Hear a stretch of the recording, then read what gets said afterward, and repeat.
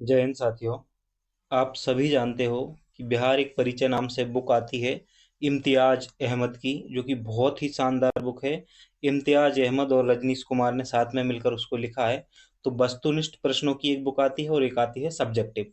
तो दोनों ही बहुत शानदार बुक हैं जो बीपीएससी के लिए रामबाण हैं बिहार पढ़ने के लिए। अगर आप बिहार सब्जेक्ट को कंप्लीट करना चाहते हो तो ये दोनों बुक आप खरीद लेते हो अगर, तो ये रामबाण बुक हैं। जैसा कि आपको पता है कि बिहार जो सब्जेक्टिव सीरीज उसका एक वीडियो आ चुका है ना। आज दूसरा वीडियो आएगा और बिहार एक परिचय से वस्तुनिष्ठ प्रश्न जो है हम लेके आ रहे हैं। तो वस्तुनिष्ठ प्रश्नों की जो श्रृंखला है बीपीएससी के लिए, तो ये सिर्फ बीपीएससी के लिए नहीं है। बिहार के जितने भी पेपर होते हैं ना, बिहार से संबंधित, जो बिहार स्टेट से संबंधित जितने भी क्वेश्चन है, चाहे बीएसएससी हो, बीपीएससी हो, है ना, सीडीसीपी का हो, बिहार ट्रिपल एससी हो, कोई सा भी एग्जाम हो, सारे के सारे एग्जाम में, है ना, बिहार ट्री के एग्जाम में भी ये सब में जो है आपके लिए हेल्पफुल रहेगी। तो बिहार के लिए कहीं से और वस्तुनिष्ठ प्रश्न लगाने की आपको जरूरत नहीं पड़ेगी। तो सबसे पहले हम आपको बताएं कि किस सब्जेक्ट से शुरू करने वाले हैं। तो हम शुरू करेंगे बिहार का इतिहास एवं संस्कृति। बिहार का इतिहास एवं संस्कृति जो अध्याय है, जो विषय है, बिहार का इतिहास एवं संस्कृति, इससे शुरू करेंगे और फिर अगले विषय पर पहुंचेंगे कि बिहार का भूगोल है, कि बिहार की राजनीति है, उसको देखेंगे। तो इससे संबंधित जहां जहां से भी क्वेश्चन बन सकता है उन सभी को क्वेश्चनों को देखना है। साथ ही इसमें प्रीवियस ईयर के क्वेश्चन जो है वह भी शामिल किए गए हैं। तो हम बिना देरी किए लगाते हैं पहले प्रश्न को। उससे पहले आप वीडियो को जल्दी से लाइक कर दीजिए और अपने दोस्तों में जो है एक बार शेयर कर दीजिए, फिर हम आगे बढ़ते हैं।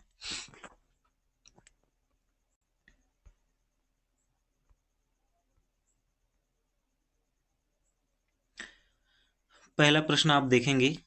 पहला प्रश्न जो है वो कह रहा है कि प्राचीन बिहार के अध्ययन स्रोत से संबंधित सत्य कथन की पहचान करनी है। किस प्रकार के कथन की? सत्य कथन की जो है हमें पहचान करनी है। सत्य कथन की पहचान करनी है और नीचे दिए गए हैं कूट, उनमें से सही कूट का हमें चयन करना है। पहला जो कथन है, आजादी पूर्व बुकानन और हैमिल्टन ने राजगीर के किलेबंदी के लिए विशाल दीवार, बोधि वृक्ष और बराबर गुफाओं के महत्व के बारे में बताया है। तो आजादी पूर्व बुकानन और हैमिल्टन ने राजगीर के किलेबंद के लिए विशाल दीवार, बोधि वृक्ष और बराबर गुफाओं के महत्व के बारे में बताया है। ये बिल्कुल सही कथन है, बिल्कुल बताया है ना। पुराविद होटगांव के केसरिया स्तूप टीला और अरेराज और अशोक स्तंभ के बारे में बताया है। तो यह भी सही कथन है। स्टेफेंस भाखड़ स्तंभ और बसाड़ के अवशेषों के बारे में बताया है। तो स्टेफेंस ने भाखड़ स्तंभ और बसाड़ के अवशेषों के बारे में बताया है, यह भी कथन सही है। तो ये दोनों कथन जो हैं सही हैं। कर्नल मैकेंजी ने 1814 में केसरिया के स्तूप का प्रारंभिक या कुछ उत्खनन करवाया था। तो यह कथन भी सही है। कर्नल मैकेंजी जो थे, इन्होंने 1814 में क्या किया था? केसरिया के स्तूप का प्रारंभिक उत्खनन जो है वो करवाया था। यह कथन भी सही है। अब हम आते हैं दूसरे प्रश्न पर। दूसरा प्रश्न बोल रहा है, कनिंघम से संबंधित कौन सा कथन गलत है? कनिंघम से संबंधित कौन सा कथन गलत है ये बताना है। तो कनिंघम ने गिरियक पहाड़ी में उत्खनन पर इंद्रशिला गुफा का पता लगाया, जिसका वर्णन फाहियान और हेनसांग ने किया था। तो हमें गलत कथन बताना है, लेकिन ये तो सही कथन है, तो ये इसका आंसर नहीं होगा। कनिंघम के बारे में गलत कथन बताना है ना। और कनिंघम ने गिरियक पहाड़ी में उत्खनन कर इंद्रशिला गुफा का पता लगाया, जिसका वर्णन फाहियान और हेनसांग ने किया था। तो गिरियक पहाड़ी जो है, इसका वर्णन किन्होंने किया है? फाहियान और हेनसांग ने किया है और इसका पता लगाया था कनिंघम ने। 1861 में कनिंघम के साथ प्राचीन स्थलों का सुव्यवस्थित संप्रेषण में और उत्खनन शुरू हुआ। तो यह भी कथन सही है। कनिंघम ने बिहार शरीफ में घोसरा गांव की पहचान उस नगर के रूप में की जिसकी स्थापना कन्नौज के राजा यशोवर्मन ने की थी। तो कनिंघम ने बिहार शरीफ में जो घोसरा गांव है उसकी पहचान उस नगर के रूप में की थी जिसकी स्थापना किसने की थी? कन्नौज के राजा यशोवर्मन ने की थी। यह कथन भी सही है। हमें गलत कथन का चयन करना है। ऑप्शन नंबर जो डी है, 1863 में कनिंघम ने सबसे पहले मद्रास के समीप पाषाणकालीन उपकरण का पता लगाया था, तो ये सही नहीं है। मद्रास के निकट पूर्व पाषाणकालीन जो उपकरण है इनका पता लगाया था आर ब्रूसफुट ने, ना कि कनिंघम ने।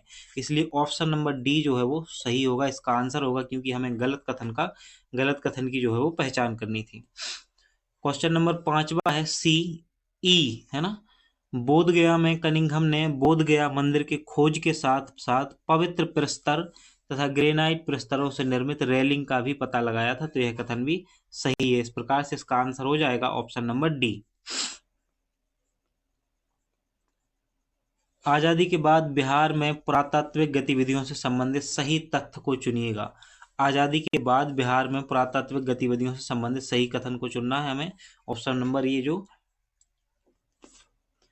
क्वेश्चन नंबर 3 है ना, तो इसमें क्या है, पहला और दूसरा, तीसरा और चौथा कथन दिया है, पांचवा उसके बाद कूट दिए हुए हैं ना, तो फिर हम देखते हैं इनको कि कौन सा सही है। 1949 में पटना विश्वविद्यालय में प्राचीन भारत और पुरातत्व विभाग खोला गया था, तो क्या ये कथन सही है? बिल्कुल सही है। 1949 में ही पटना विश्वविद्यालय में प्राचीन भारत और पुरातत्व विभाग को जो है वो खोला गया था। दूसरा कथन है डॉक्टर एस अल्तेकर ने 1950 में वैशाली और 1951 में कुम्हरार का उत्खनन किया है, तो यह कथन भी बिल्कुल सही है। डॉक्टर एस अल्तेकर जो है ना, इन्होंने 1950 में वैशाली और 1951 में कुम्हरार का उत्खनन किया है। 1962 में राज्य में पुरातत्व निदेशालय की स्थापना की गई थी, तो 1962 में राज्य में पुरातत्व निदेशालय की स्थापना की गई थी, यह कथन भी सही है। तो तीसरा और दूसरा दोनों कथन सही हो जाएंगे। देखो ऐसे क्वेश्चन से आपकी बहुत सारी जो कंटेंट है कवर हो जाता है। कभी कभी सीधे क्वेश्चन बन सकता है कि बिहार राज्य में पुरातत्व निदेशालय की स्थापना कब की गई, तो आप आंसर करेंगे 1962 में की गई थी। अगला जो कथन है चौथा, 1970 में पटना विश्वविद्यालय ने प्रसिद्ध बौद्ध नगर चंपा जो कि भागलपुर का उत्खनन किया। यहाँ 500 ईसा पूर्व की गजदंत निर्मित एक नारी जो है नारी की मूर्ति मिली है, तो यह कथन भी सही है। अब हमारा जो अगला कथन है पांचवा, बोध गया में निरंजना नदी के पार जापानी दल ने उत्खनन किया और 3री सदी ईसा पूर्व के बकरौर गांव में स्थित बौद्ध मठ का पता लगाया। पालकालीन अभिलेख के सुजाता ग्रह का भी पता लगाया था। तो देखो जापानी एक जो दल था ना, उन्होंने निरंजना नदी के पार क्या किया, उत्खनन किया और 3री सदी ईसा पूर्व की जो बकरौर गांव में स्थित बौद्ध मठ है ना, उनका पता लगाया था जापानी दल ने। तो यह पांचों के पांचों कथन एकदम सही है, इसलिए आंसर हो जाएगा ऑप्शन नंबर ए जो है वो आंसर हो जाएगा। देखो एक बार और इन कथनों को देख लेते हैं। सबसे पहले कथन में बोला जा रहा है कि 1949 में पटना विश्वविद्यालय में प्राचीन भारत और पुरातत्व विभाग खोला गया था। और जो कथन नंबर 2 है, डॉक्टर एस अल्तेकर ने 1950 में वैशाली और 1951 में कुम्हरार का उत्खनन किया। 1962 में राज्य में पुरातत्व निदेशालय की स्थापना की गई। 1970 में पटना विश्वविद्यालय ने प्रसिद्ध बौद्ध नगर चंपा में उत्खनन किया। और पांचवा है, बोध गया में निरंजना नदी के किनारे एक जापानी दल ने उत्खनन किया और क्या पाया कि 3री सदी ईसा पूर्व के बकरौर गांव में बौद्ध मठ जो है वो स्थित है, ये पता लगाया था, जो कि पालकालीन अभिलेख के सुजाता ग्रह का भी पता लगाया था और जापानी दल ने। ये चीजें आपको याद रखनी है। हम आते हैं क्वेश्चन नंबर 4 पर। देखो क्वेश्चन नंबर 4 जो है वो कह रहा है कि बिहार में मुद्रा अध्ययन स्रोत से संबंधित कौन सा तथ्य जो है वो गलत है। इनमें से ये बताना है कि इनमें से कौन सा तथ्य जो है वो गलत है। तो पहला जो ऑप्शन है, ऑप्शन नंबर ए, बिहार से मिलने वाला सर्वाधिक प्राचीन सिक्के आहत सिक्के हैं। तो निश्चित रूप से बिहार में मिलने वाले जो सर्वाधिक प्राचीन सिक्के हैं वो आहत सिक्के ही हैं, तो ये कथन सही होगा। लेकिन ये हमारा आंसर नहीं है, क्योंकि हमें कौन सा गलत कथन का चयन करना है। शशांक के स्वर्ण सिक्के नालंदा और गया से मिले हैं। शशांक के स्वर्ण सिक्के जो हैं वो नालंदा और गया से मिले हैं, यह कथन भी बिल्कुल सही है। राजगीर में बिसंतिका सिक्कों के नमूने मिले हैं जो लखनऊ संग्रहालय में सुरक्षित हैं। तो बिहार में जो 58 रत्ती के रजत आहत सिक्के मिले हैं, ये तिरसंतिका सिक्कों के नमूने हैं, ना कि लखनऊ से मिले हैं, ये बिहार से मिले हैं। है ना, इसलिए ऑप्शन नंबर सी जो है वो गलत होगा। और हमें कौन से ऑप्शन का चयन करना है, गलत का ही चयन करना है, तो इसका आंसर हो जाएगा ऑप्शन नंबर सी। इसके अलावा हम 2 कथन और पढ़ लेते हैं, 2 ऑप्शन जो और हैं उनको देख लेते हैं। नालंदा में प्रतिहार राजा भोज के सिक्के मिले हैं, तो बिल्कुल नालंदा में प्रतिहार राजा भोज के सिक्के मिले हैं। और बिहार में 58 रत्ती के सिक्के मिले हैं, बिहार में 58 रत्ती नहीं 58 रत्ती के ना, इसलिए माफ कीजिएगा, ऑप्शन नंबर सी नहीं बल्कि इसका आंसर होगा ऑप्शन नंबर ई, है ना, ऑप्शन नंबर ई जो है इसका आंसर होगा। बिहार में 98 नहीं बल्कि 58 रत्ती के सिक्के मिले हैं, ये आपको याद रखना है।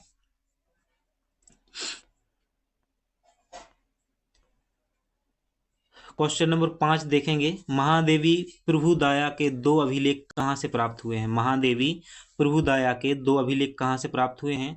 तो ये प्राप्त हुए हैं बसाड़ वैशाली से। कहाँ से? बसाड़ वैशाली से महादेवी प्रभुदाया के 2 अभिलेख प्राप्त हुए हैं। बसाड़ वैशाली से महादेवी प्रभुदाया के 2 अभिलेख जो हैं वो प्राप्त हुए हैं। मोहर के अनुसार प्रभुदाया शक सरदार महाक्षत्रप रुद्र सैंकी जो है वो पुत्री हुआ करती थी। क्वेश्चन नंबर 6वां है, केशव नामक एक व्यक्ति ने बोध गया में एक शिव मंदिर का निर्माण कराया। किसने? केशव नामक एक व्यक्ति ने एक शिव मंदिर का निर्माण कराया था। कहाँ पर? बोध गया में। इसकी जानकारी कहाँ से मिलती है? तो ये जानकारी कहाँ से मिली है? तो ये मिली है धर्मपाल के बोध गया प्रस्तर अभिलेख से। धर्मपाल के बोध गया प्रस्तर अभिलेख से जो है वो केशव नामक एक व्यक्ति की जानकारी मिली, जिसने बोध गया में एक शिव मंदिर का निर्माण कराया था। क्वेश्चन नंबर 7 है, श्रीलंका के भिक्षुओं का वर्णन किस अभिलेख में मिलता है? तो क्वेश्चन नंबर 7 में पूछा जा रहा है कि श्रीलंका के जो भिक्षु हैं उनका वर्णन किस अभिलेख में मिलता है? तो आपको बताना है, ऑप्शन नंबर ए है बोधगया से प्राप्त अभिलेख में, नालंदा से प्राप्त अभिलेख में, या फिर मुंगेर जनपद से प्राप्त अभिलेख में, या इनमें से कोई नहीं। तो इसका जो सही आंसर हो जाएगा ऑप्शन नंबर ए। श्रीलंका के जो बौद्ध भिक्षु हैं, भिक्षुओं का वर्णन मिलता है हमें कहाँ से? बोध गया से प्राप्त अभिलेख में जो है श्रीलंका के भिक्षुओं का वर्णन हमें देखने को मिलता है।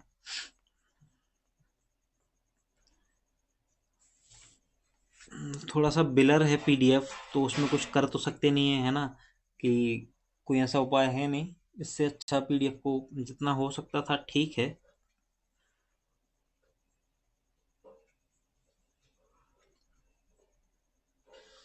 पढ़ने वाले बच्चे ज़्यादा चीज़ों पर ध्यान नहीं देते हैं, उनको सिर्फ पढ़ने से मतलब होता है और सिलेक्शन लेने से, है ना। तो मैं बोल रहा हूँ जहाँ जहाँ कुछ चीज़ें आपको ब्लर दिख रही हूँ, आप वीडियो की क्वालिटी थोड़ी सी अच्छी कर लीजिए अपनी, है ना। ये पीडीएफ कहीं कहीं है, हर जगह नहीं है ऐसी ब्लर सी, बाकी बढ़िया है।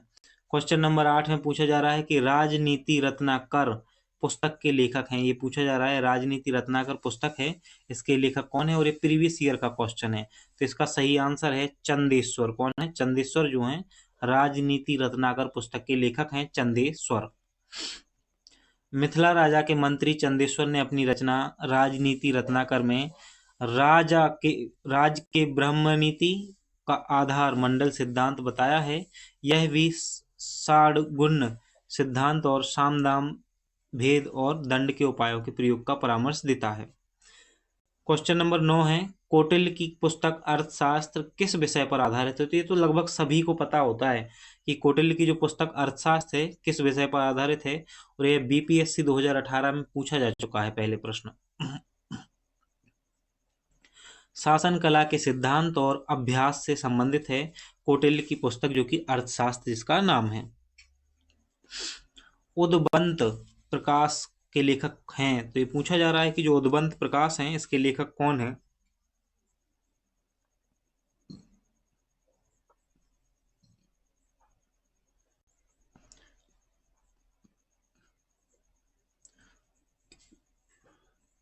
तो जो उदबंत प्रकाश हैं इसके लेखक हैं मौली कवि। कौन है? मौली कवि जो हैं उदबंत प्रकाश के लेखक हैं मौली कवि। मौर्यकालीन स्थापत्य कला के साक्ष्य प्राप्त हुए हैं, ये पूछा जा रहा है कि इनमें से किस जगह पर मौर्यकालीन स्थापत्य कला के साक्ष्य प्राप्त हुए हैं? तो इसका सही आंसर है ऑप्शन नंबर डी। पाटलिपुत्र से भी प्राप्त हुए हैं, राजगृह से भी प्राप्त हुए हैं मौर्यकालीन, और बराबर से भी प्राप्त हुए हैं मौर्यकालीन स्थापत्य के साक्ष्य। तो इसका सही आंसर हो जाएगा option number D. Pataliputra, Rajagriha, Barabar, इन सभी जगह से मिले हैं।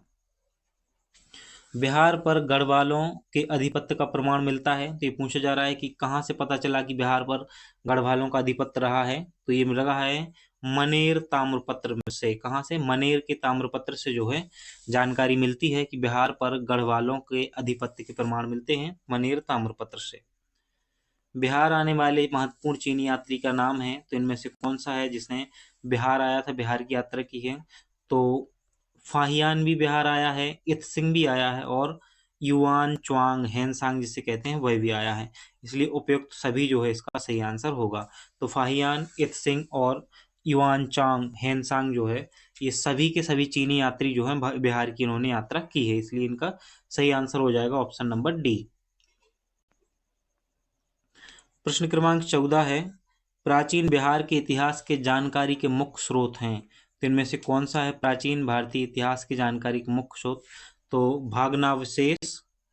भागनावशेष, यात्रा वृत्तांत, अभिलेख, सिक्के और धार्मिक ग्रंथ, ये सभी के सभी जो हैं ये कहीं ना कहीं साक्ष्य के रूप में आज कार्य कर रहे हैं, स्रोत के रूप में, जिससे हमें प्राचीन बिहार के बारे में जानकारी मिलती है। क्वेश्चन नंबर 15 है, प्राचीन पाटलिपुत्र के संबंध में जानकारी के स्रोत हैं, तो इसका भी ऑप्शन नंबर डी ही सही होगा, क्योंकि ये सभी के सभी जो ऑप्शन हैं इनसे जानकारी हमें मिलती है प्राचीन पाटलिपुत्र के बारे में। बिहार में मौर्यकालीन अभिलेख प्राप्त हुए हैं, तो ये पूछा जा रहा है कि इनमें से कहाँ पर जो है मौर्यकालीन अभिलेख प्राप्त हुए हैं। तो मौर्यकालीन अभिलेख हमें पाटलिपुत्र से नहीं मिलता है, मौर्यकालीन अभिलेख जो है हमें पाटलिपुत्र से नहीं मिलता है, तो ऑप्शन नंबर एक होगा नहीं। अब एक जिसमें है उसको हमें काटना पड़ेगा, तो ऑप्शन नंबर ए में एक है तो इसको काट देंगे, और ऑप्शन नंबर डी में है तो इसको भी काट देंगे। अब हम आते हैं लौरिया अर्रेराज से, तो यहाँ पर से तो मौर्यकालीन अभिलेख मिले हैं, तो दूसरा ऑप्शन होना चाहिए, तो दोनों में है। लौरिया नंदनगढ़ से भी मिले हैं, तो दूसरा ऑप्शन भी होना चाहिए। सहसराम से भी मिले हैं, तो यह भी होना चाहिए, है ना। और रामपूरवा से भी मिले हैं, तो पांचवा ऑप्शन भी होना चाहिए, तो पांचवा ऑप्शन। इस प्रकार से इसका सही आंसर जो है ऑप्शन नंबर सी जो है सही आंसर हो जाएगा। दूसरा लौरिया अर्रेराज, लौरिया नंदनगढ़, सहसराम और रामपूरवा से जो है बिहार से मौर्यकालीन अभिलेख प्राप्त हुए हैं। अशोक का लघु शिलालेख प्रथम जो है प्राप्त हुआ है, ये पूछा जा रहा है कि अशोक का लघु शिलालेख प्रथम जो है कहाँ से प्राप्त हुआ है, तो इसका सही आंसर है सहसराम से जो है अशोक का लघु शिलालेख प्रथम जो है सहसराम से प्राप्त हुआ है। क्वेश्चन नंबर 18 है, बिहार से प्राप्त मौर्यकालीन अभिलेखों की भाषा क्या है? तो बिहार से जो मौर्यकालीन अभिलेख मिले हैं उनकी क्या भाषा थी? तो प्राकृत भाषा में मिले हैं। किसमें? प्राकृत भाषा में। और मौर्यकालीन अभिलेखों की लिपि क्या थी? अगले क्वेश्चन में पूछा जा रहा है कि बिहार से प्राप्त मौर्यकालीन अभिलेखों की लिपि क्या थी? तो ये लिपि थी ब्राह्मी लिपि। कौन सी? ब्राह्मी लिपि। प्राकृत भाषा और ब्राह्मी लिपि। बिहार में धातु प्रस्तर युगीन अवशेष मिले हैं, बिहार में जो है धातु प्रस्तर युगीन अवशेष मिले हैं, कहाँ से मिले हैं? तो इसका ऑप्शन है ऑप्शन नंबर डी सही है। चिरांद में भी मिले हैं, मनेर से भी मिले हैं, और चेचर से भी मिले हैं, वैशाली और सोनपुर से। तो धातु प्रस्तर युगीन अवशेष यहाँ से सभी जगह से मिले हैं। क्वेश्चन नंबर जो 21 है, बिहार के नवादा जिले के अपसड़ से प्राप्त अभिलेख में किस राजवंश के बारे में जानकारी मिलती है? तो बिहार के नवादा जिले से जो अपसड़ से प्राप्त अभिलेख है किस राजवंश के बारे में जानकारी मिलती है? तो परवर्ती गुप्त वंश की जानकारी मिलती है। किसकी? परवर्ती गुप्त वंश की जो है जानकारी हमें प्राप्त होती है।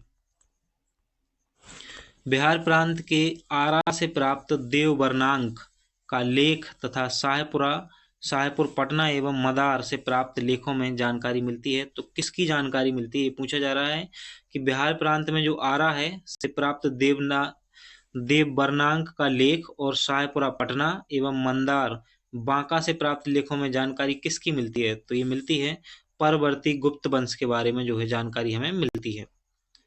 पाल शासकों के बारे में जानकारी मिलती है, तो कहाँ से? ये पूछा जा रहा है कि पाल शासकों के बारे में जानकारी कहाँ से मिलती है? तो देवपाल के मुंगेर अभिलेख से बिल्कुल मिलती है पाल शासकों की जानकारी। नारायण पाल का भागलपुर ताम्रपत्र अभिलेख से बिल्कुल यहाँ से ही मिलती है। महीपाल प्रथम के नालंदा एवं मुजफ्फरपुर अभिलेख से तो यहाँ से जानकारी मिलती है। किसकी? पाल शासकों के बारे में, इसलिए ऑप्शन नंबर डी जो है सही आंसर इसका हो जाएगा। अगला क्वेश्चन है, बिहार के लिए सर्वाधिक प्राचीन साहित्यिक स्रोत क्या है? तो अथर्ववेद जो है उसमें बिहार के बारे में जानकारी मिलती है, इसलिए बिहार का सर्वाधिक प्राचीन स्रोत जो है वो अथर्ववेद है। ऑप्शन नंबर ए इसका सही आंसर हो जाएगा। बिहार में स्थित महाजनपदों के बारे में जानकारी मिलती है। तो किससे मिलती है बिहार में स्थित महाजनपदों के बारे में जानकारी? तो आगुन्तर निकाय से जानकारी मिलती है। किससे? आगुन्तर निकाय से जानकारी मिलती है।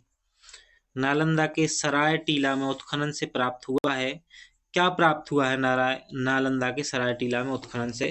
तो पाल काल का बौद्ध विहार जो है वो उत्खनित हुआ है। पाल काल का बौद्ध विहार जो है वो उत्खनित हुआ है नालंदा के सराय टीला में उत्खनन से। क्वेश्चन नंबर 27 है, बौद्ध साहित्य विनय पिटक एवं दीघ निकाय से जानकारी मिलती है। तो किसकी जानकारी मिलती है? मगध के राजतंत्र एवं वैशाली के गणतंत्र के बारे में जानकारी मिलती है बौद्ध साहित्य के विनय पिटक और दीघ निकाय से। वहीं मौर्योत्तर बिहार के बारे में भी जानकारी मिलती है बौद्ध साहित्य में विनय पिटक में।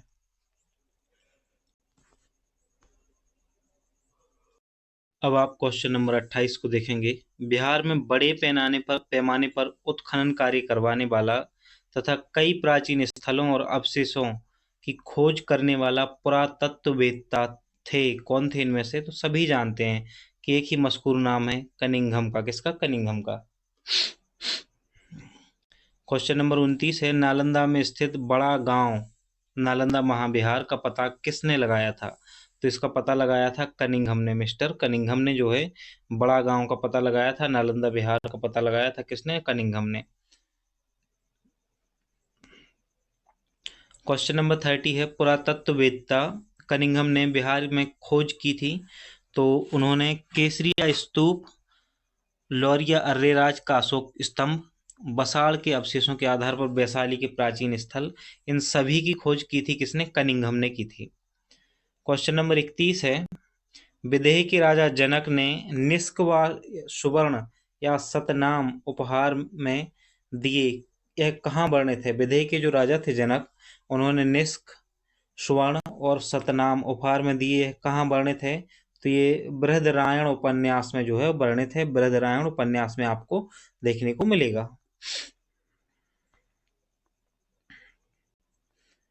बिहार से प्राप्त मौर्य अभिलेखों की लिपि है। बिहार से प्राप्त जो मौर्य अभिलेख हैं उनकी लिपि क्या है? तो उनकी लिपि है उपयुक्त में से कोई नहीं है ना, मतलब ना तो खरोष्टी है, ना ग्रीक है और ना अराइमिक है।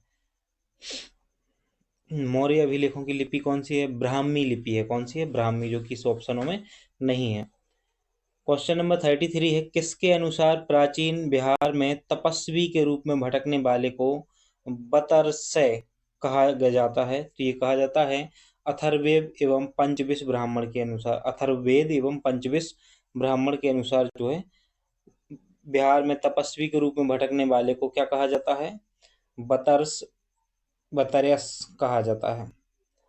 किसके अनुसार आर्य, अगला क्वेश्चन है, किसके अनुसार आर्य सभ्यता गंगा के दोनों ओर फैला हुआ था? तो इसमें किसके अनुसार बोला जा रहा है? तो शतपथ ब्राह्मण के अनुसार जो है जो आर्य सभ्यता है ये गंगा के दोनों किनारों पर दोनों ओर फैली हुई थी। आर्य सभ्यता किस में वर्णन मिलता है? शतपथ ब्राह्मण में ऐसा वर्णन मिलता है।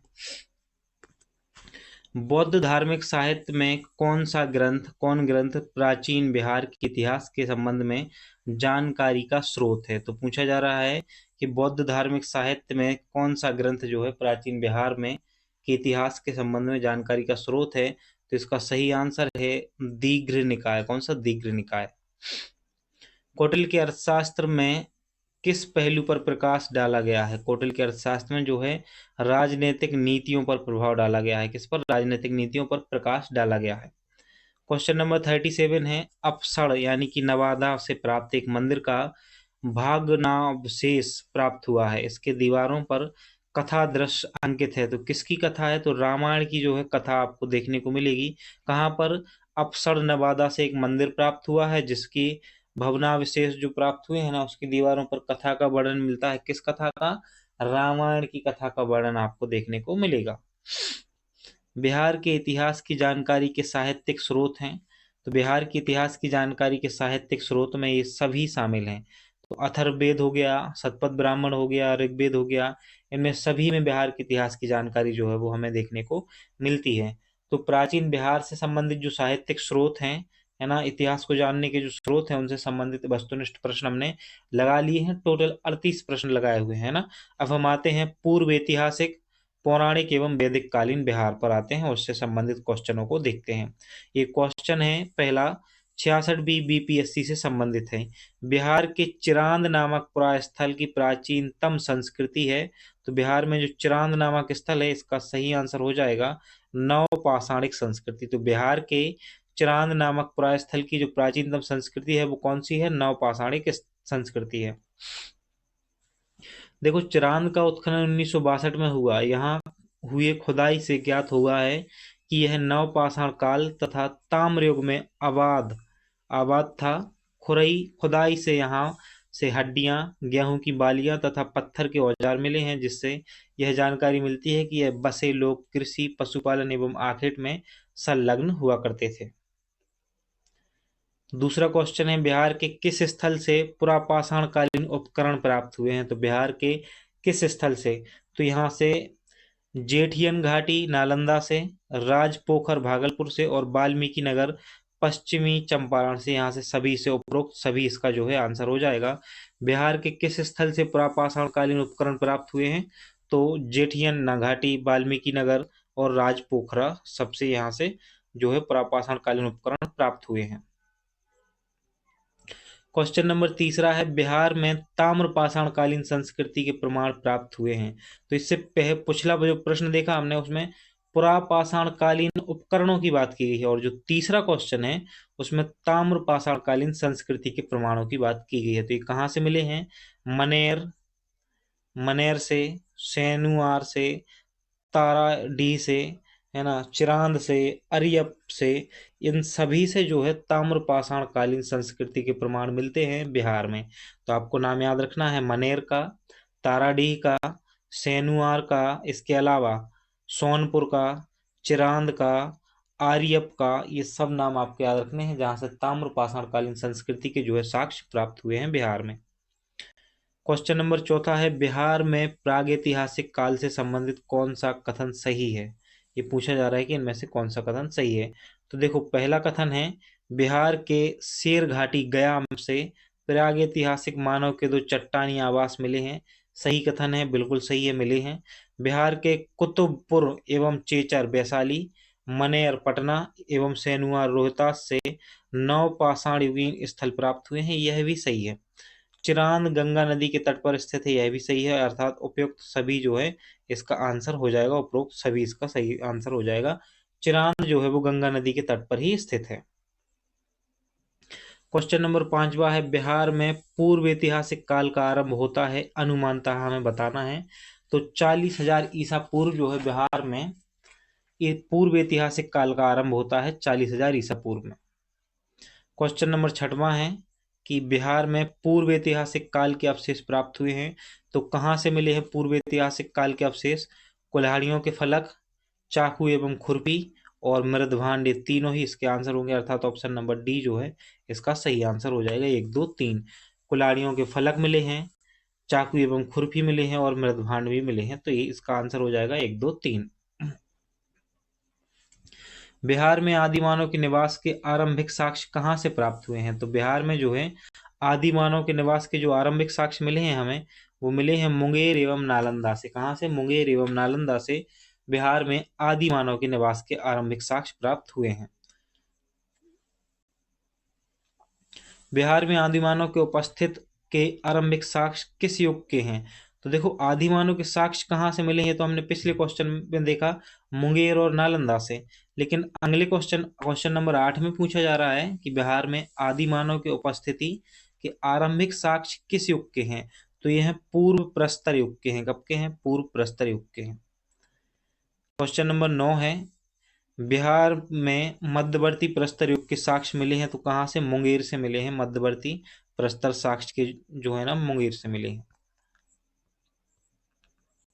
बिहार में चिरांद, सारण एवं चेचर वैशाली से किस युग के अवशेष प्राप्त होते हैं? तो बिहार में जो चिरांद जगह है और चेचर, यहाँ से नव प्रस्तर युग के जो है साक्ष्य मिलते हैं। बिहार में ताम्रपाषाण प्रस्तर युग के परवर्ती चरण के अवशेष कहाँ से प्राप्त हुए हैं? तो ये मिले हैं चिरांद से, सोनपुर एवं मनेर से और चेचर से। उपयुक्त सभी इसका सही आंसर हो जाएगा। ताम्र प्रस्तर युग के परवर्ती चरण के अवशेष मिले हैं चिरांद, सोनपुर सारण, मनेर और चेचर से।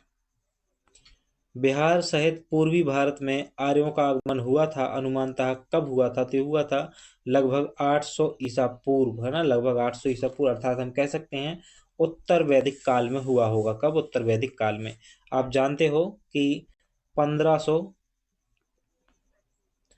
आप जानते हो अच्छे से कि 1500 ईसा पूर्व से 1000 ईसा पूर्व तक का जो समय है वो ऋग्वैदिक काल का है, और 1000 ईसा पूर्व से जो है 500 ईसा पूर्व तक का जो समय है, 500 ईसा पूर्व तक का, वो है उत्तर वैदिक काल का। और जो आर्य हैं उनका भारत में आगमन कब हुआ है? लगभग 800 ईसा पूर्व के आसपास। तो ये किस में रखेंगे हम? उत्तर वैदिक काल में इसका सही आंसर हम देंगे।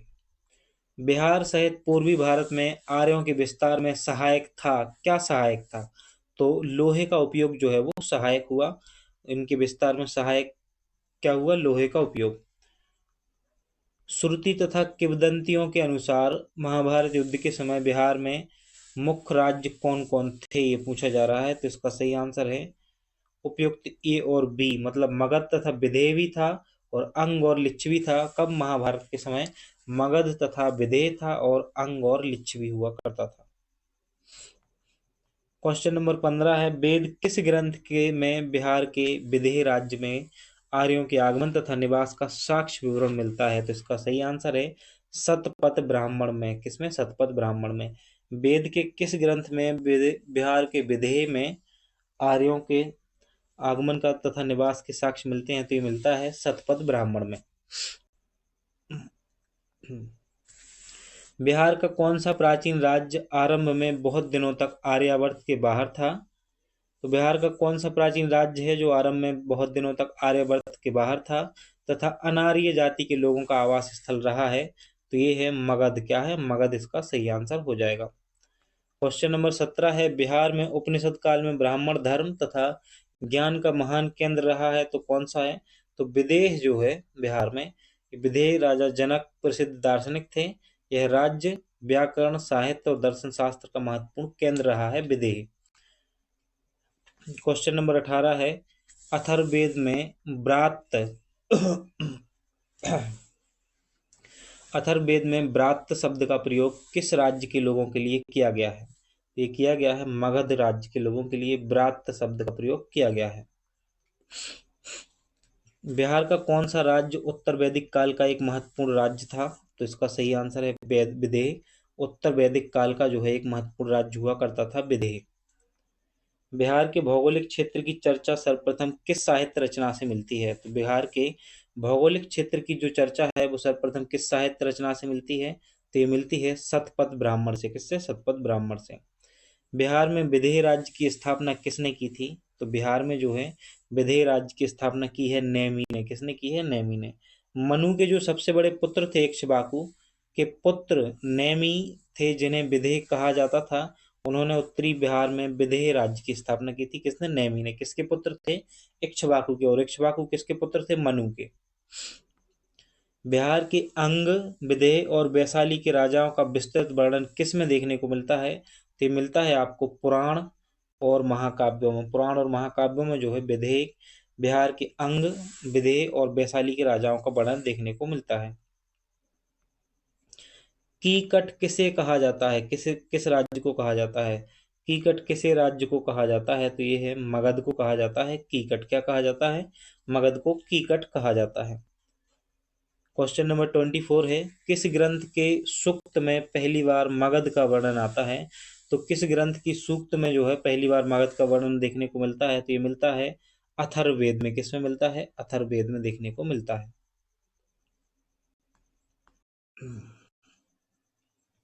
देखो, अगर आपको बीपीएससी क्लियर करना है ना, तो एक तो मुख्य परीक्षा तो बहुत ज़्यादा महत्वपूर्ण है, बहुत ही ज़्यादा, लेकिन प्रीलिम्स परीक्षा भी महत्वपूर्ण है, क्योंकि इस स्टेज को पार करोगे तभी तो मुख्य परीक्षा देने को आपको मिलेगी, बैठने को मिलेगा उसमें। तो आपको क्या करना है कि जितना सिलेबस है सारा का सारा सिलेबस तैयार करके जाना है, और आपको लगता है कि जहाँ जहाँ से प्रश्न ज़्यादा बन सकते हैं उन टॉपिक को ज़्यादा तैयार करके जाना है। बहुत अच्छे से करना क्या है, एक एक सब्जेक्ट के लिए एक पतली पतली सी बुक ले लीजिए, कोई सी भी बुक ले लीजिए, लेकिन उनको बहुत अच्छे से और कई बार पढ़ के जाइएगा इसे एक महीने में। बार बार रिवीजन करना है। जैसे आप वस्तुनिष्ठ प्रश्न लगा रहे हो ना, तो इन्हीं प्रश्नों को एक बार और लगा लेना है ना। वीडियो डला रहेगा तो उन्हें दोबारा से आपको देख लेना है। इन प्रश्नों को एक बार फिर से लगा के जाएंगे आप, है ना। और अभी थ्योरी भी पढ़ के जाना है साथ में, तो थ्योरी भी पढ़ते रहना है। बिहार राज्य जो है ना, बिहार जो विषय है, इससे कम से कम 25 से 30 क्वेश्चन देखने को मिलेंगे इस बार। तो आपको अच्छे से तैयार करके जाना है और करंट अफेयर्स को भी अच्छे से तैयार करके जाना है, कुछ भी नहीं छोड़ना है। तो सारा का सारा कंटेंट हमारे यूट्यूब चैनल पर डला हुआ है बहुत सारा, उसको भी आप देख सकते हो। और बाकी अभी जो नया नया कंटेंट, नए वीडियो आ रहे हैं, उनको भी आप देख सकोगे। क्वेश्चन नंबर 25 है, बोला जा रहा है कि किस वेद में मगध के लोगों को पुरुषमेध यज्ञ का शिकार बताया गया है। तो ये बताया गया है यजुर्वेद में। किसमें? यजुर्वेद में। यजुर्वेद जो ग्रंथ है उसमें मगध के लोगों को पुरुषमेध यज्ञ का शिकार बताया गया है। वैशाली के संस्थापक राजा थे, तो वैशाली के संस्थापक राजा कौन थे? विशाल जो हैं वैशाली के संस्थापक राजा हुआ करते थे। क्वेश्चन नंबर 27 है, किसके अनुसार माधव विधे ने आर्य संस्कृति का विस्तार उत्तर बिहार में किया है? तो किसके अनुसार जो है माधव विधे ने आर्य संस्कृति का विस्तार उत्तर बिहार में किया है? तो ये किया है उन्होंने शतपथ ब्राह्मण के अनुसार। किसके अनुसार? शतपथ ब्राह्मण के अनुसार इसका सही आंसर होगा। देखो, शतपथ ब्राह्मण में माधव विधेय की कहानी है। मिथिला विधेय क्षेत्र में विस्तार एवं बसने का प्रमाण शतपथ ब्राह्मण में मिलता है और इसका नामकरण राजा विदेह के नाम पर ही किया गया है। तो यह चीजें आपको याद रखनी है। वीडियो को लाइक जरूर कीजिएगा और अपने दोस्तों में शेयर भी जरूर कीजिएगा।